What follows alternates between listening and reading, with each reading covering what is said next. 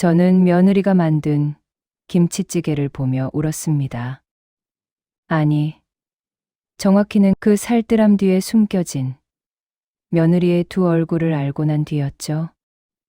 우리 며느리, 유진이는 동네에서 소문난 효부였습니다.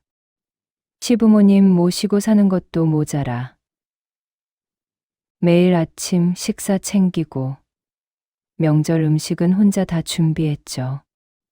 친정보다 시댁을 더 챙기는 며느리. 친구들이 모이면 늘 이런 말을 들었습니다. 혜수가 너 복받았다. 요즘 세상에 시부모 모시고 사는 며느리가 어딨어. 맞아. 우리 애들은 명절에도 안 오는데 너네 며느리는 매일 아침 저녁 차려준다며? 해숙이 며느리 진짜 효부상감이야, 효부상. 저도 그렇게 믿었습니다. 아니, 믿고 싶었습니다. 시장에 나가면 아는 사람들이 부러워했으니까요. 정 권사님 며느리가 또 반찬 해줬어요. 얼굴이 좋아 보이네. 우리 며느리가 해준 거예요.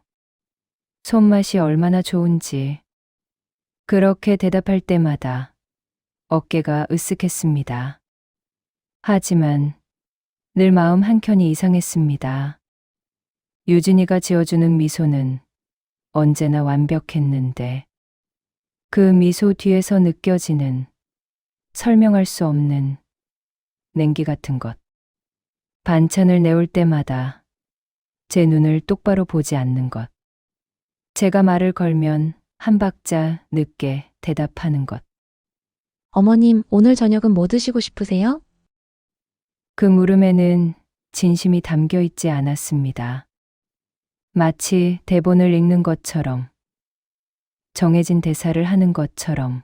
하지만 저는 그냥 넘어갔었습니다.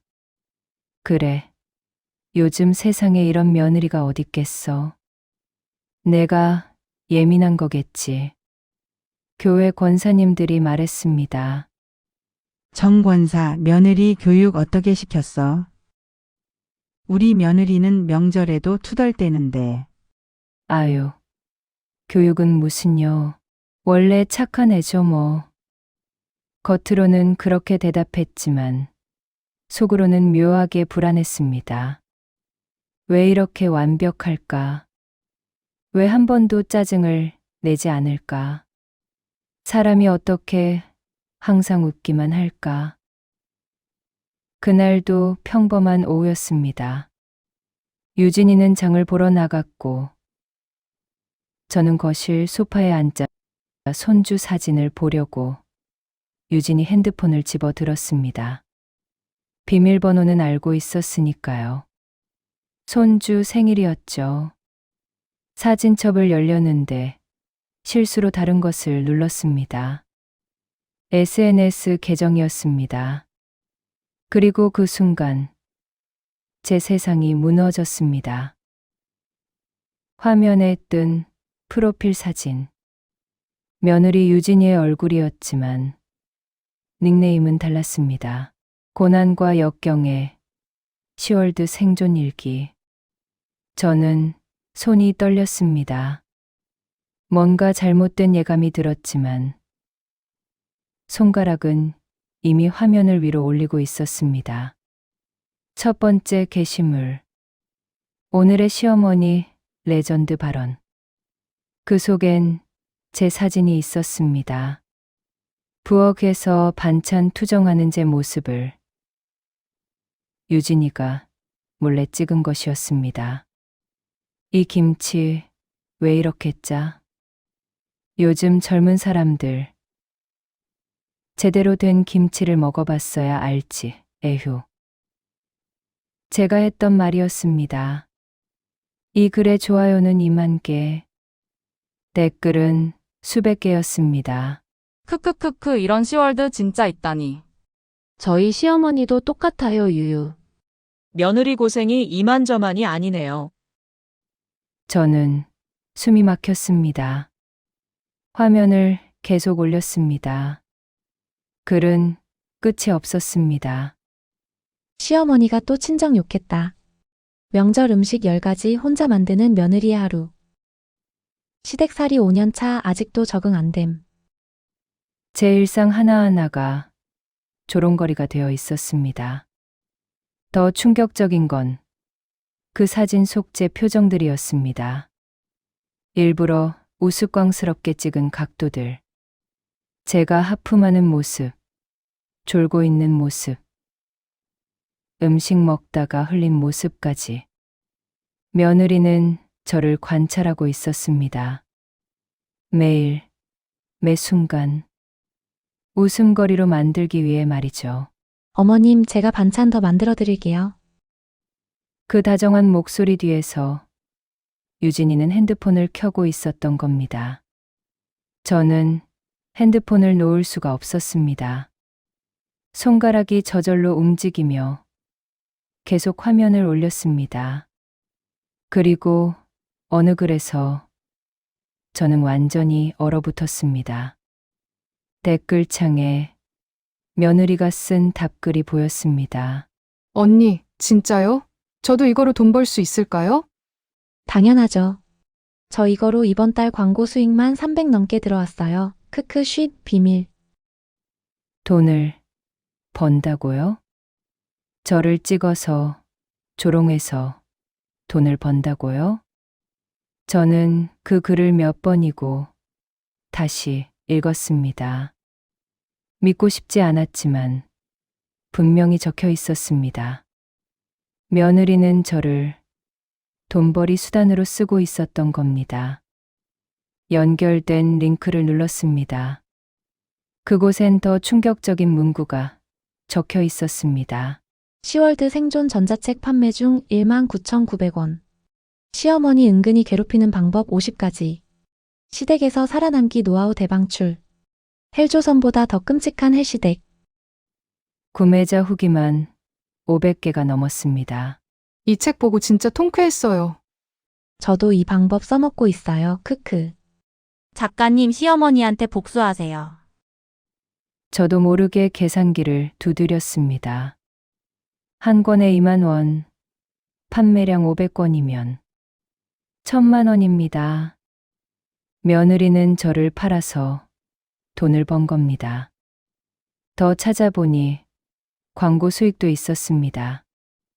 협찬받은 제품들 리뷰하며 시어머니한테 이거 선물했더니 반응이?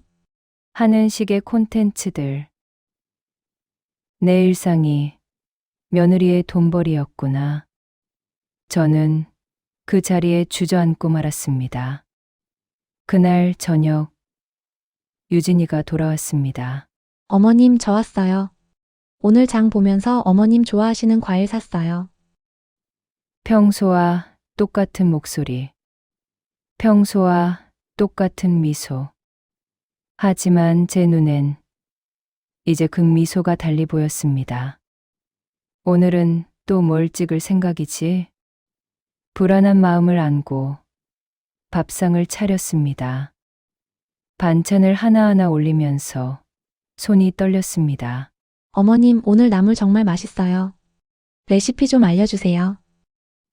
그 말에 예전 같으면 뿌듯해하며 이것저것 알려줬을 겁니다. 하지만 이젠 알 것 같았습니다. 아, 이것도 올리는 거구나. 시어머니 봄나물 레시피.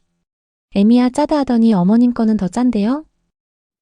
휘리릭 넘겨가며 봤지만 글, 제목들이 잊혀지지가 않습니다. 너 이걸로 또 글 쓰려고? 목구멍까지 차오른 그 말을 꾹 눌러 참았습니다. 별거 아니야.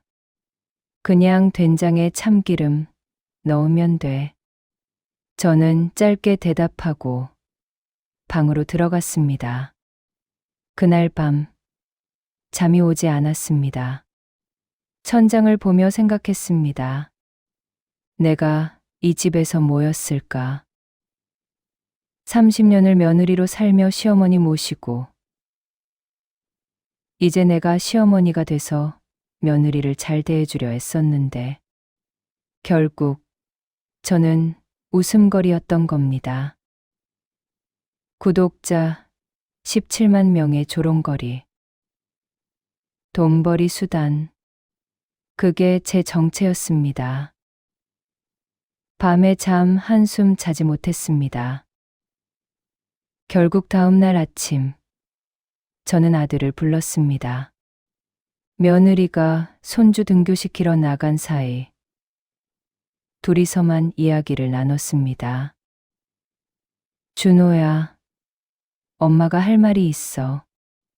아들은 커피를 마시며 대답했습니다. 뭔데요, 엄마? 무슨 일 있어요? 저는 떨리는 목소리로 어제 본 것을 이야기했습니다. 유진이의 SNS 계정, 그 안에 게시물들, 그리고 전자책 판매까지. 아들의 반응을 기대했습니다. 놀라거나, 화를 내거나, 아니면 최소한 미안해하거나. 하지만 아들의 대답은 제 예상을 완전히 벗어났습니다. 아, 그거요? 알고 있어요. 저는 귀를 의심했습니다. 뭐라고? 유진이 그거로 애들 학원비 내요.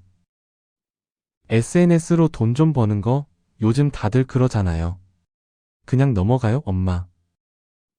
그냥 넘어가라고? 내가 조롱당하고 돈벌이 수단이 되는 걸 보고도 그냥 넘어가라고? 준호야, 너한텐 내 어머니가 웃음거리냐? 엄마, 너무 예민하게 받아들이지 마세요.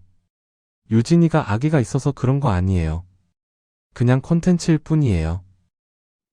콘텐츠.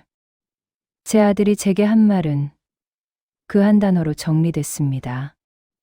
저는 더 이상 말을 잇지 못했습니다. 엄마, 저 출근해야 돼요. 너무 신경 쓰지 마세요. 무심한 아들은 그렇게 나가버렸습니다. 저는 텅 빈 거실에 혼자 남았습니다. 이 집에서 나는 이제 짐인가 보다. 그 길로 바로 집을 나섰습니다. 혼자서 아무도 모르게 동네 작은 식당에 들어가 혼자 밥을 먹었습니다. 혼자 오셨어요? 김치찌개 하나 드릴게요. 주인 아주머니가 따뜻하게 말을 건넸습니다. 저는 그 말에 눈물이 났습니다. 집에서는 콘텐츠였는데 밥을 먹으며 생각했습니다. 이제 나는 어떻게 해야 하지? 며느리와 싸울까? 아들을 원망할까? 아니면 그냥 이대로 참고 살까? 그때였습니다. 옆 테이블 젊은 여자들이 핸드폰을 보며 웃고 있었습니다. 야, 이시어머니 글 봤어? 진짜 레전드 크크크. 저는 귀를 기울였습니다. 아, 맞다. 그 시월드 생존 일기 말하는 거지? 나도 구독 중이야. 근데 댓글 보니까 실제 시어머니가 나타났대. 저는 깜짝 놀랐습니다. 실제 시어머니라니. 그게 무슨 소리죠? 집에 돌아와 저는 다시 핸드폰을 켰습니다. 이번엔 제 핸드폰으로 그 커뮤니티를 검색했습니다. 시월드 생존 일기를 치자 수많은 글이 쏟아졌습니다. 그런데 최신 글 제목이 심상치 않았습니다. 실제 시어머니 등장. 직접 반박 시작했대요. 저는 황급히 글을 클릭했습니다. 내용은 이랬습니다. 며느리 유진이의 계정에 갑자기 다른 사람이 댓글을 달기 시작했다는 겁니다. 아이디는 진짜 시어머니. 저는 이 글에 나오는 실제 시어머니입니다. 며느리가 쓴 글은 반만 사실이에요. 제가 김치가 짜다고 한 건 맞지만 그날 며느리가 설탕을 소금으로 착각해서 넣었거든요. 명절 음식도 혼자 만든 게 아니라 제가 옆에서 다 도와줬어요. 댓글마다 수천 개의 좋아요가 달려 있었습니다. 우 반전? 진짜 시어머니 맞아요? 이거 완전 재밌는데? 크크크. 저는 어안이 벙벙했습니다. 제가 댓글을 단 적이 없는데 누가 제 이름으로 글을 쓴 걸까요? 저는 곧바로 며느리에게 전화했습니다. 유진아, 너 커뮤니티에 이상한 댓글 달고 있니? 어머님, 그게 무슨 말씀이세요? 며느리도 모르는 눈치였습니다. 그제야 깨달았습니다. 누군가 저를 사칭하고 있다는 걸. 아니, 어쩌면 이건 기회일 수도 있다는 걸. 저는 핸드폰을 내려놓고 컴퓨터 앞에 앉았습니다. 손주가 알려준 대로 천천히 회원가입을 했습니다. 아이디는 진짜 시어머니 본인.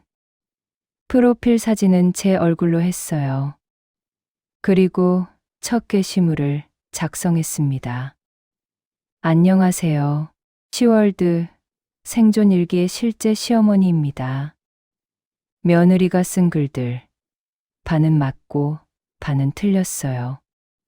제 이야기도 들어주실래요? 작성 완료 버튼을 눌렀습니다. 심장이 두근거렸습니다. 30분 후 댓글이 달리기 시작했습니다. 헐, 진짜 본인 맞아요? 인증샷 올려주세요. 누가 진짜야? 이거 완전 재밌는데요? 저는 떨리는 손으로 지금 제 모습을 찍어 올렸습니다. 인증합니다. 저 맞아요. 그날 밤 제 게시물 조회수는 10만을 넘었습니다. 일주일 후 제 삶은 완전히 달라졌습니다. 매일 아침 일어나면 핸드폰에 알림이 수백 개씩 쌓여 있었습니다. 어머님, 오늘은 무슨 이야기 들려주실 거예요? 며느리 반응 어때요? 어머님 너무 귀여우세요. 크크크. 저는 매일 하나씩 글을 올렸습니다.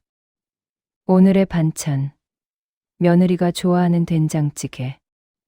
오늘은 며느리에게 투정 안 부렸습니다. 평화로운 하루. 손주가 할머니 핸드폰 쓰는 법 알려줬어요. 감사합니다. 단순한 일상이었지만 사람들이 많이 좋아해 주더군요. 우리 엄마 생각나요, 유유. 이 시어머니 너무 사랑스러우세요. 며느리보다 어머님이 더 좋아요. 반면 며느리 유진이의 계정은 분위기가 싸늘해졌습니다. 시어머니 글 보니까 며느리가 좀 심했던 거 아니에요? 시어머니 몰래 찍어서 돈 번 건 좀. 구독 취소합니다. 구독자가 하루에 수천 명씩 빠졌습니다. 그리고 어느 날 제 메시지함에 이상한 연락이 왔습니다. 안녕하세요. 엄마 손맛 식품 마케팅 팀입니다. 혹시 김치 양념 광고 모델 제안 받으실 의향 있으신가요? 저는 눈을 의심했습니다. 광고, 모델이요? 70살 할머니한테요? 어머님 같은 분이 광고해 주시면 정말 신뢰가 갈 것 같아서요. 출연료는 300만 원 드리겠습니다.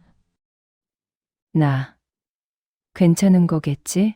저는 계약서에 사인했습니다. 광고 촬영 날 며느리가 따라왔습니다. 어머님, 제가 도와드릴게요. 하지만 저는 고개를 저었습니다. 괜찮아. 혼자 할 수 있어. 카메라 앞에 섰습니다. 감독님이 말했습니다. 그냥 편하게 평소 하시던 대로 하세요. 저는 김치를 버무리며 카메라를 봤습니다. 우리 손주들이 좋아하는 김치 맛이에요. 이 양념이면 누구나 맛있게 만들 수 있어요. 컷. 완벽합니다. 그날 저녁 유진이가 말없이 제 방 앞에 섰습니다. 노크도 없이 그냥 서 있었습니다. 잠시 고민했지만 저는 문을 열었습니다.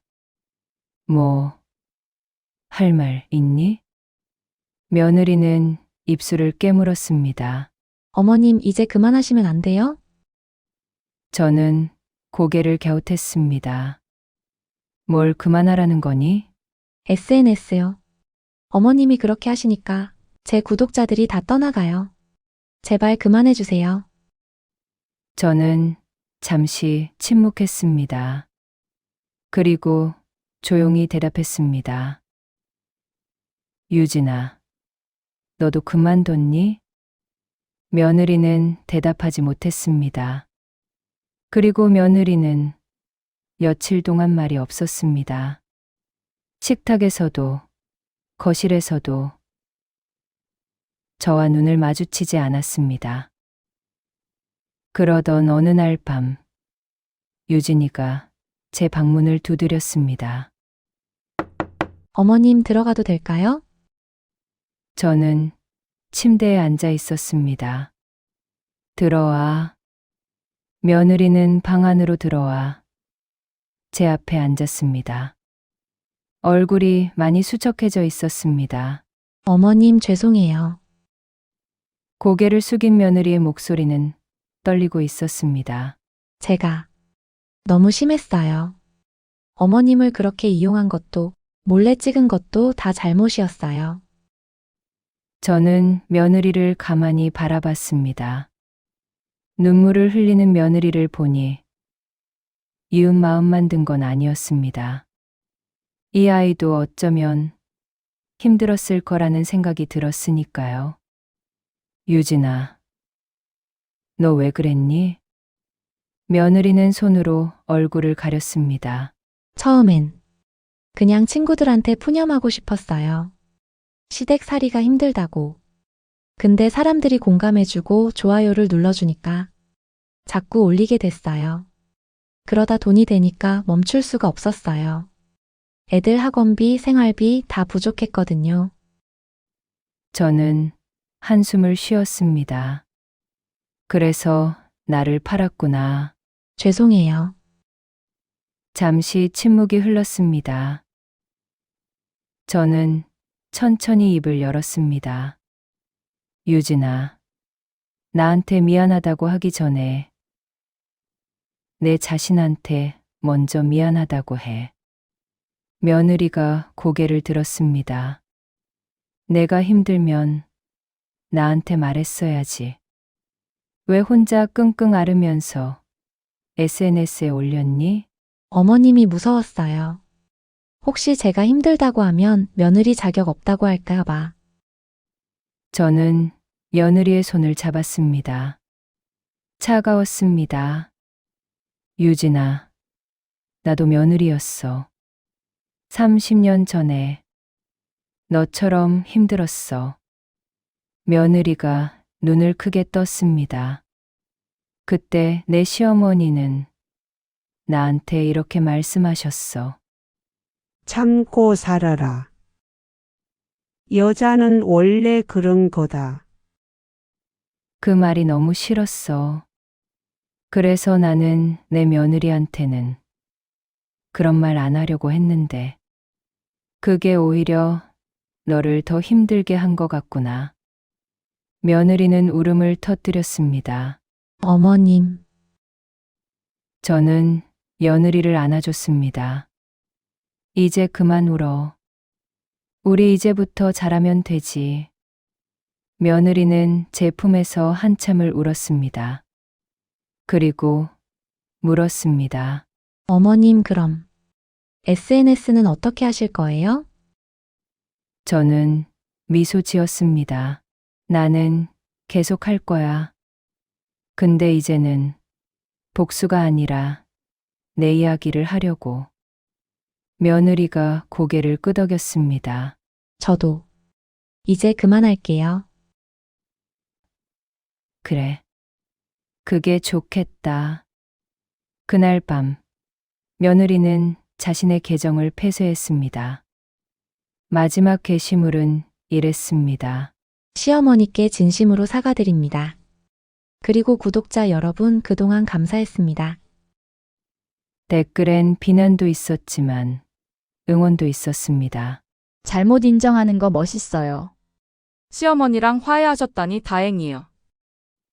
저는 그날 3개 시물을 올렸습니다. 오늘 며느리와 화해했습니다. 사실 며느리도 많이 힘들었나 봐요. 제가 몰랐던 것들이 많았네요. 이제 우리는 새로 시작하려고 합니다. 조회수 50만. 댓글 수천 개. 어머님 진짜 멋지세요. 이렇게 풀리다니 너무 감동이에요. 우리 시어머니도 이랬으면. 저는 핸드폰을 내려놓고 창밖을 바라봤습니다. 이제야 내가 내 인생의 주인공이 된 기분이야. 그로부터 6개월이 지났습니다. 저의 SNS 계정은 이제 구독자 50만 명을 넘었습니다. 매일 아침 저는 핸드폰을 켜고 오늘의 이야기를 씁니다. 오늘은 이런 글을 올렸습니다. 오늘의 며느리 레시피. 나보다 된장찌개를 더 맛있게 끓인다. 사진엔 며느리가 부엌에서 웃으며 요리하는 모습이 담겨 있었습니다. 이번엔 허락을 받고 찍은 사진이었죠. 조회수는 금방 10만을 넘었습니다. 어머님, 며느리분과 정말 사이 좋아지셨네요. 이 훈훈함 뭐예요, 유유. 우리 가족도 이렇게 됐으면 좋겠어요. 손주가 옆에 앉아 물었습니다. 할머니 요즘도 매일 글 써요. 저는 손주 머리를 쓰다듬으며 대답했습니다. 그럼 오늘도 써야지. 사람들이 기다리잖아. 손주가 깔깔 웃었습니다. 할머니 완전 유명인이에요. 우리 반 애들도 다 알아요. 며느리 유진이가 거실로 들어왔습니다. 손에 따뜻한 차 2잔을 들고. 어머님 차 드세요. 저는 차를 받아 들었습니다. 고마워, 유진아. 며느리가 옆에 앉으며 말했습니다. 어머님 오늘 광고 촬영 어떠셨어요? 저는 웃었습니다. 좋았어. 감독님이 자연스럽다고 칭찬하시더라. 며느리도 따라 웃었습니다. 어머님 정말 대단하세요. 이 나이에 새로운 일을 시작하시다니. 이 나이에 새로운 일. 맞는 말이었습니다. 70살에 저는 처음으로 제 힘으로 돈을 벌었습니다. 제 목소리로 세상과 소통했습니다. 누군가의 며느리도 누군가의 시어머니도 아닌 정혜숙이라는 한 사람으로 말이죠. 핸드폰이 울렸습니다. 또 다른 광고 제안이었습니다. 이번엔 건강식품 회사였습니다. 어머님 같은 활기찬 시니어 분이 모델이 되어주시면 좋겠습니다. 저는 제안서를 읽으며 생각했습니다. 내가 이렇게 될 줄 알았을까? 며느리한테 배신당하고 아들한테 실망하고 세상에서 가장 외로웠던 그날. 그날의 제가 지금의 저를 봤다면 뭐라고 했을까요? 아마 이렇게 말했을 겁니다. 혜수가 잘 버텼어. 내가 견뎌낸 덕분에 지금 이렇게 웃고 있잖아. 장하다, 정혜숙. 저녁, 식사 시간. 온 가족이 식탁에 둘러앉았습니다. 아들 준호가 말했습니다. 엄마 요즘 완전 바쁘시죠? 광고 촬영에 SNS 관리에. 저는 반찬을 덜어주며 대답했습니다. 바쁘긴 한데 재밌어. 유진이가 덧붙였습니다. 어머님 내일은 제가 촬영 도와드릴게요. 그래, 고맙다. 손주가 물었습니다. 할머니 유튜브는 언제 시작하세요? 친구들이 할머니 목소리로 이야기 듣고 싶대요. 저는 웃었습니다. 그건 좀 더 생각해 봐야겠구나. 할머니도 아직 배울 게 많아. 식사를 마치고 저는 제 방으로 돌아왔습니다. 책상 앞에 앉자 오늘의 글을 작성했습니다. 오늘 하루도 감사했습니다. 며느리와 함께 저녁을 만들고 손주와 이야기를 나누고 아들이 제 어깨를 주물러 줬습니다. 6개월 전엔 상상도 못했던 일들이에요. 누군가는 제게 묻더군요. 며느리를 용서했냐고. 저는 이렇게 대답했습니다. 용서가 아니라 이해였다고요. 며느리도 힘들었고 저도 힘들었어요. 우리는 그저 서로를 몰랐을 뿐이에요. 이제는 서로를 알아가고 있습니다. 그게 가족이잖아요. 게시물을 올리자마자 댓글이 쏟아졌습니다. 어머님 글 읽으면 항상 울컥해요. 우리 시어머니랑도 이렇게 지내고 싶어요. 어머님 덕분에 용기 얻었습니다. 저도 시어머니께 먼저 말 걸어볼게요. 저는 댓글을 하나하나 읽으며 마음이 따뜻해졌습니다. 제 이야기가 누군가에게 위로가 되고 있다는 게 신기했습니다. 핸드폰을 내려놓고 침대에 누웠습니다. 천장을 보며 혼잣말을 했습니다. 이건 복수가 아니었어.